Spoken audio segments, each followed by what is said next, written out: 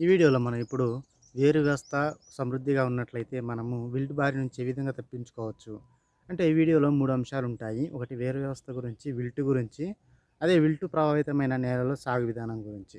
Hi friends, welcome to my wild life agriculture YouTube channel. అయితే వాగుల పక్కమ్మటి అదేవిధంగా నదుల పక్కమ్మటి లేనటువంటి చేనుల రైతులు ఒక అడుగు ముందుగా మిరప తోట వేసుకోవడానికి ప్రయత్నిస్తూ ఉంటారు.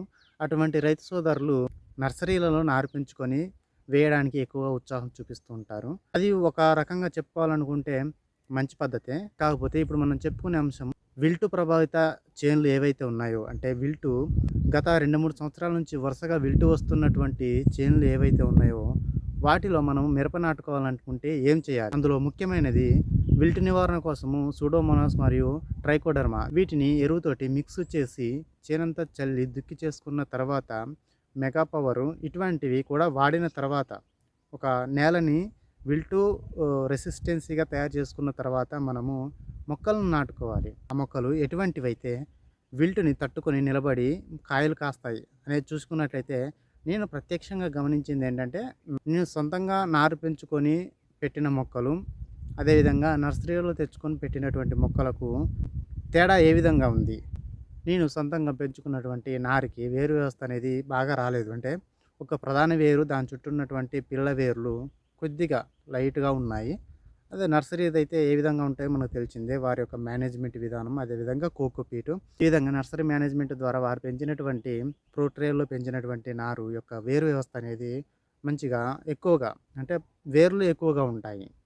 ఈ వేర్లు ఎక్కువగా ఉన్నది, నేను సొంతంగా పెంచుకున్న వేర్లు తక్కువగా ఉన్నది పెట్టినప్పుడు, నేను పెంచుకున్నటువంటి నారు పెట్టిన ఒక వారం లోపల చనిపోయింది విల్టు ప్రభావితం వల్ల.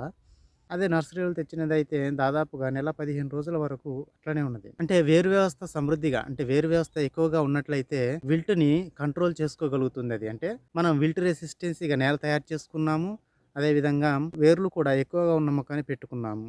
ఇప్పుడేమైతది, విల్ట్ అనేది ఆటోమేటిక్‌గా రాకుండా పోతుంది. ప్రతి తడిలో మనం ఫంగిసైడ్స్ వదులుకోవడము, విల్ట్ రాకుండా ముందు నుంచే చర్యలు తీసుకోవడము.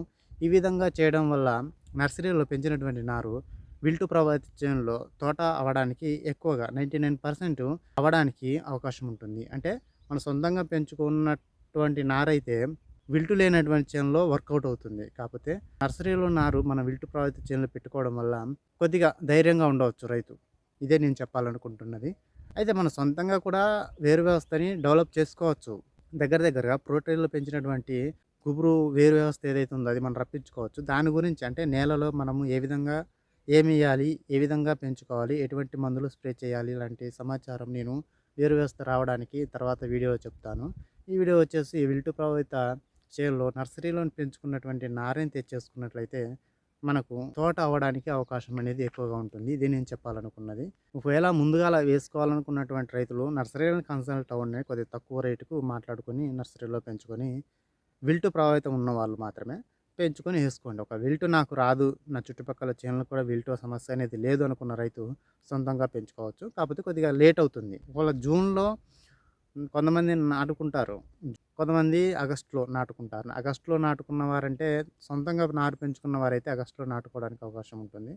నర్సరీలో నారు పెంచినట్లయితే వేరు వ్యవస్థ బాగుండడం వల్ల మనకు విల్టు ఉన్నటువంటి చేనులో ఇది తోట అవ్వడానికి ఎక్కువగా అవకాశం ఉంటుంది. ఇటువంటి వీడియోస్ కోసం మన ఛానల్‌ని సబ్స్క్రైబ్ చేయండి ఫ్రెండ్స్. Thank you.